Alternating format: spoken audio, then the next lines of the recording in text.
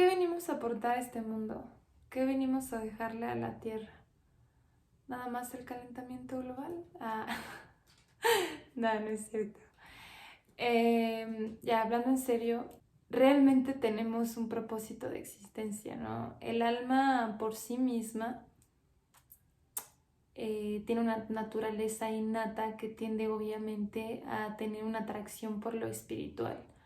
Es por eso que siempre estamos en esta constante búsqueda del bienestar, de la felicidad, de la bondad, del amor, porque esa es nuestra naturaleza, es la naturaleza espiritual, ¿no? Y realmente la misión de la vida es entender esa naturaleza que tenemos de manera general como alma, pero también esa naturaleza que tenemos, este traje con este personaje.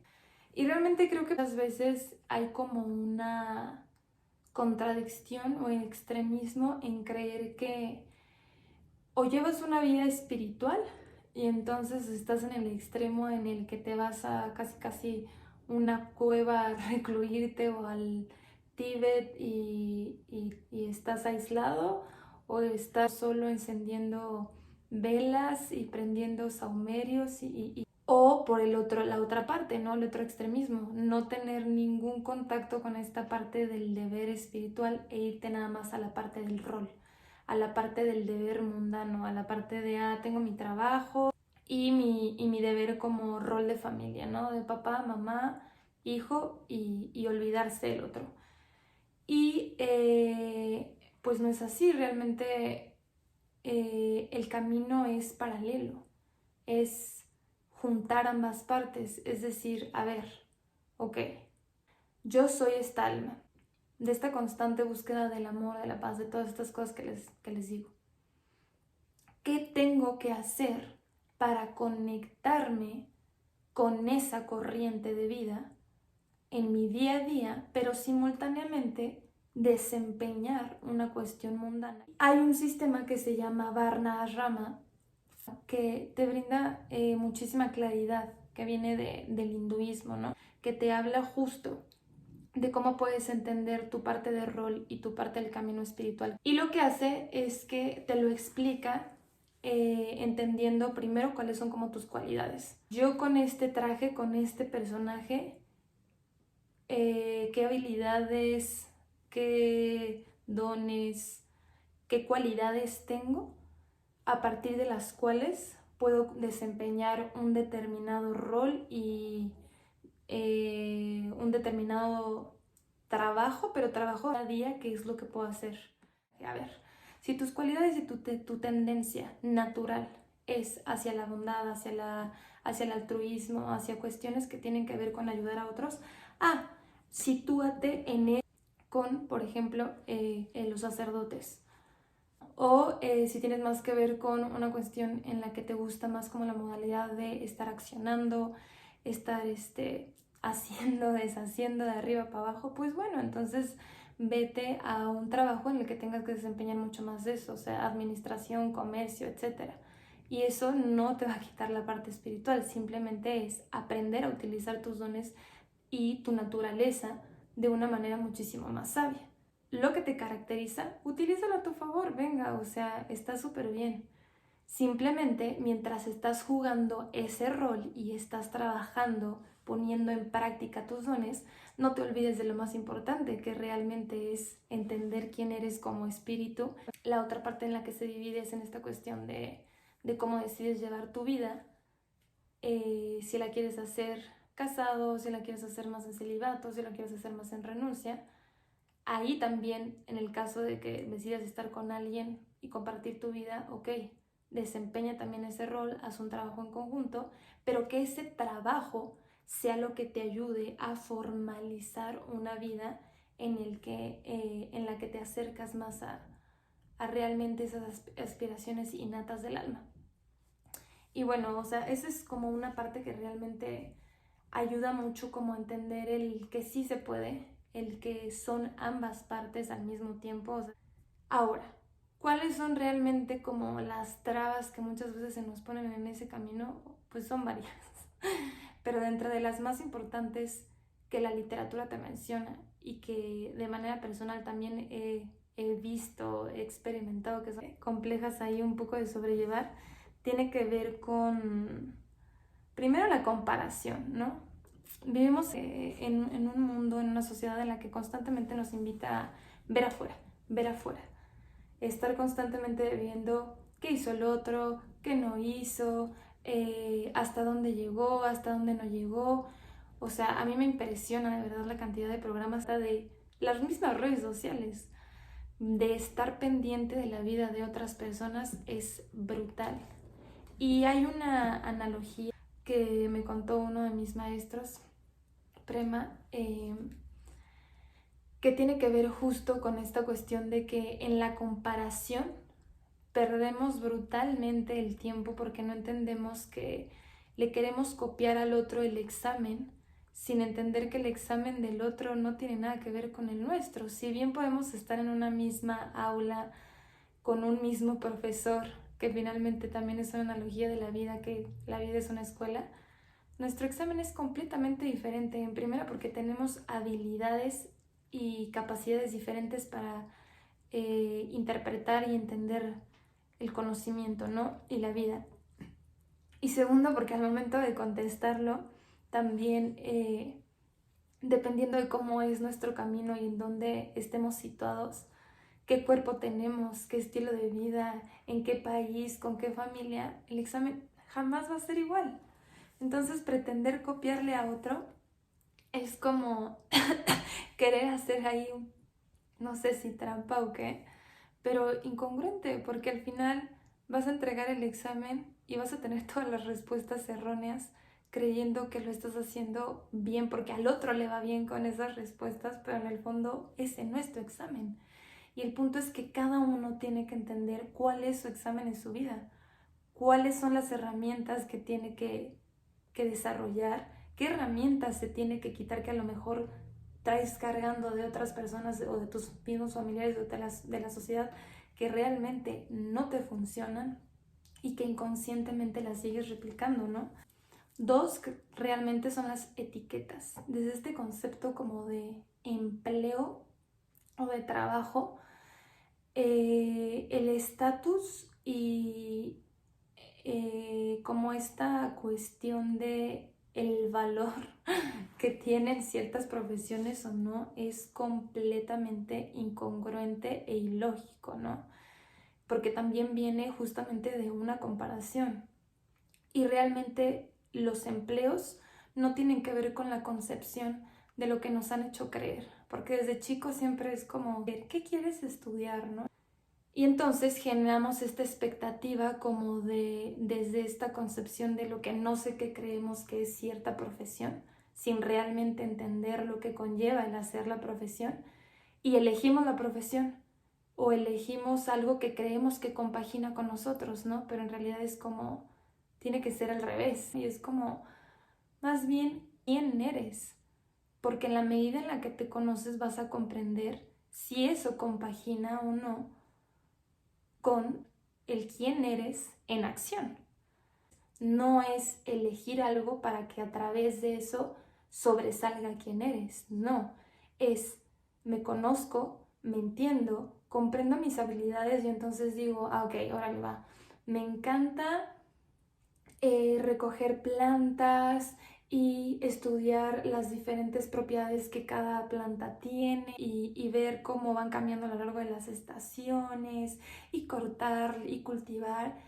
Entonces como te queda perfecto, no sé, jardinería, irte al campo y ya no, entonces deja de ser esta acción aislada como del empleo, de creer que el empleo te va a dar algo, es más bien el decir, estas son las cosas que me apasionan, que amo, que me gustan, en lo que tengo habilidad y a partir entonces del accionar, yo pongo en el afuera y materializo el quién soy y lo que amo y deja de ser por sí solo una etiqueta de un empleo, sino que es más bien la manifestación de mis dones y se vuelve en realidad tu pasión, una manera a partir de la cual puedes tener una retribución también económica. Entonces es como, wow, te conoces, amas quién eres, lo pones en práctica y además eso te da para vivir y todavía más y te genera una vida abundante, está increíble. Entonces realmente creo que este concepto de empleo está completamente malentendido y viene muy asociado con la parte como de la etiqueta. Y bueno, otras trabas que creo que vienen son referentes también a la época que estamos viviendo. Muchas personas se preguntan como de qué le está pasando a la sociedad y a la civilización, porque cada vez estamos en mayor degeneración y realmente todos estos dichos de antes de no, es que antes había más compromiso, antes había mayor perseverancia, mayor resiliencia, etc. Es cierto. Hay que entender que toda la vida es cíclica, que toda la vida está en una constante evolución. Y hay una parte bien bonita que tiene que ver con varias culturas orientales, y también te lo explica muy bien el Bhakti, en que el Dharma o esta misión se sustenta en cuatro bases, en cuatro patas, ¿no? Y estas cuatro patas representan las cuatro patas del toro. Y esas cuatro patas tienen que ver con la austeridad, la compasión, la veracidad y la pureza. Y actualmente estamos cursando en una era que se llama Kali Yuga, a que tres de esas patas que le dan estabilidad a nuestra misión y a nuestros deberes en la vida y al propósito de nuestra existencia ya no están, ya hay una completa inestabilidad.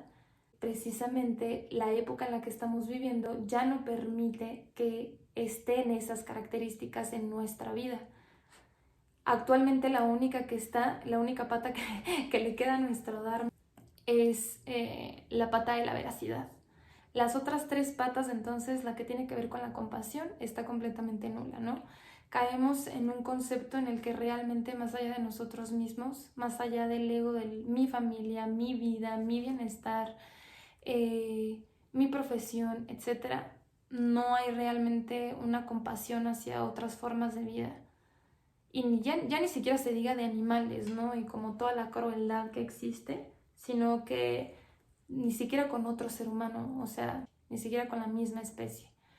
Esa es la parte de la compasión.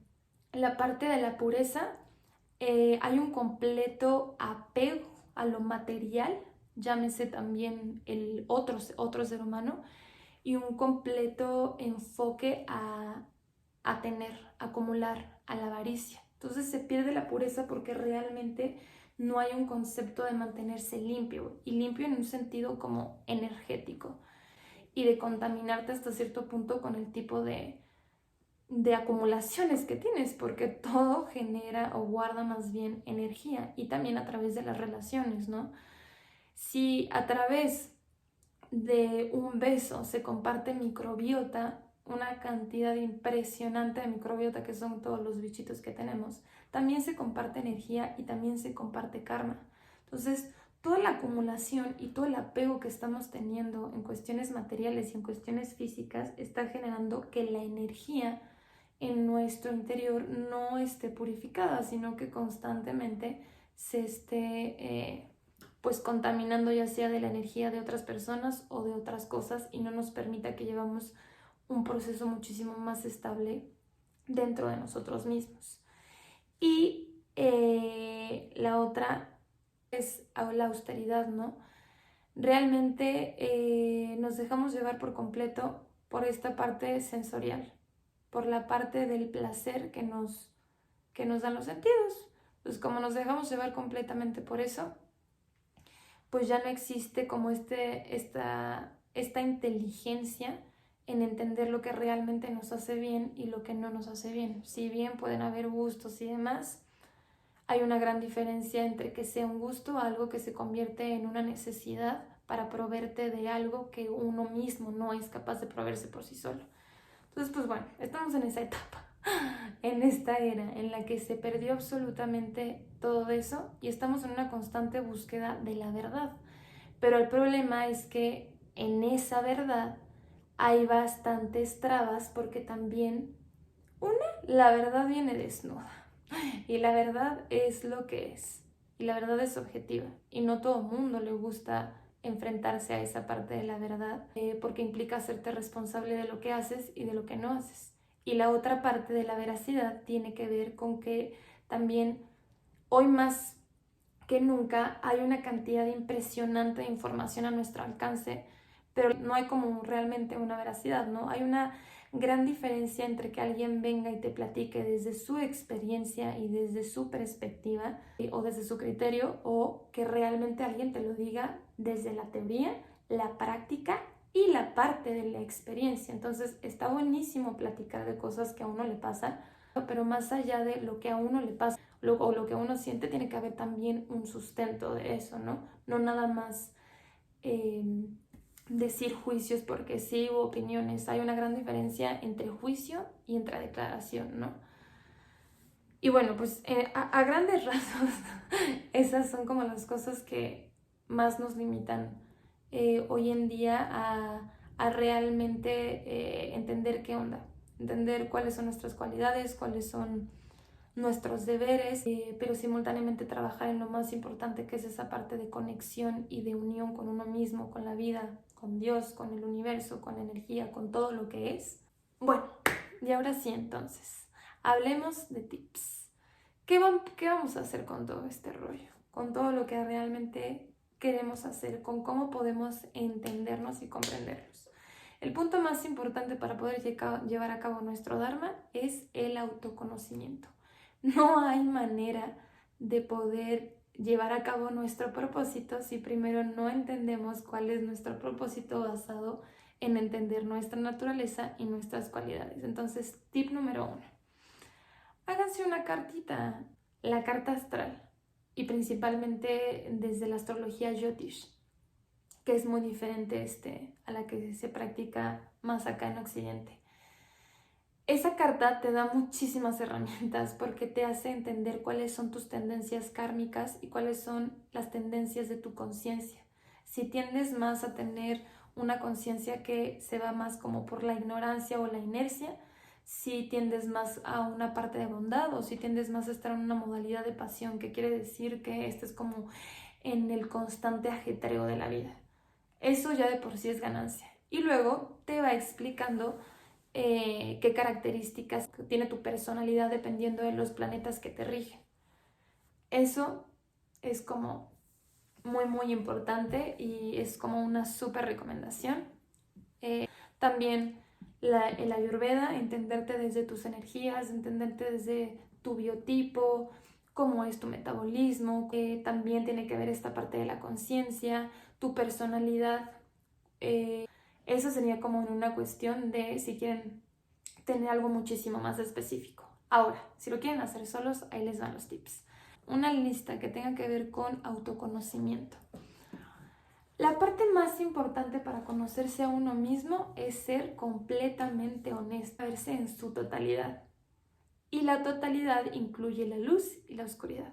Incluye tus cosas increíbles, grandiosas, pero también incluye tus cosas, no encontré otra palabra, pero jodidas, las que no te gustan tanto. De ser honesto con uno mismo y de abrir ese camino a la conexión. Porque cuando uno empieza a ser honesto, a aceptarse y a querer a trabajar con eso, empieza a conectar consigo desde una parte verdadera. Si eres abierto, si te hablas con honestidad y principalmente con amor, con compasión, vas a abrir el corazón y de ahí van a partir todas las cosas increíbles.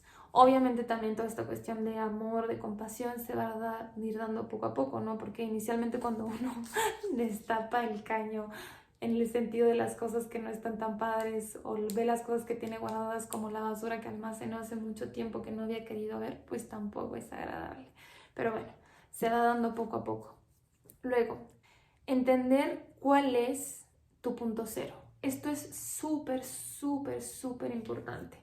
El punto cero de cada persona tiene que ver con las necesidades que cada persona de manera particular tiene. Eso es único. Entonces el punto cero es básicamente yo cómo me siento bien y qué cosas necesito para sentirme bien, pero sin generar como una dependencia, ¿no? Entonces habrá gente que se sienta bien viviendo en una tienda de campaña, en el sentido de hacer camping constantemente y estar de mochilero y se siente a gusto y realmente no tiene como otras necesidades. Habrá alguien que se sienta bien con una casa modesta, cumpliendo sus necesidades básicas y no consumiendo cosas más allá, ¿no?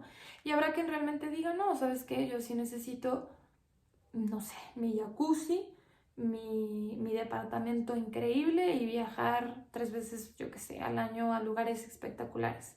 Porque realmente eso me da un sentido de conexión, de amor, de paz. Entonces, pues está buenísimo. Ese es definir el punto cero. Como decir, a ver, vamos a ser honestos con nosotros mismos y qué es lo que realmente ocupamos para llevar nuestra vida en un sentido de estabilidad, por así decirlo. Y algo bien importante es que conforme se vayan haciendo como todas estas cuestiones y todas estas preguntas es, ¿quiere? ¿Qué es lo que lo quiere? ¿El alma o el ego? Y la manera más fácil de distinguirlo, cuál de los dos quiere. Imagínate que simplemente estás en un lugar desierto, no sé, con las 3 personas que más amas en este mundo y con las que realmente sientes una confianza y un vínculo de honestidad, transparencia, autenticidad y que no hay juicio, crítica, nada. Solo estás con esas 3 personas. ¿Qué es lo que realmente te gustaría hacer? Porque muchas veces lo que queremos está sujeto a la expectativa de otros, a la necesidad de reconocimiento, al que dirán.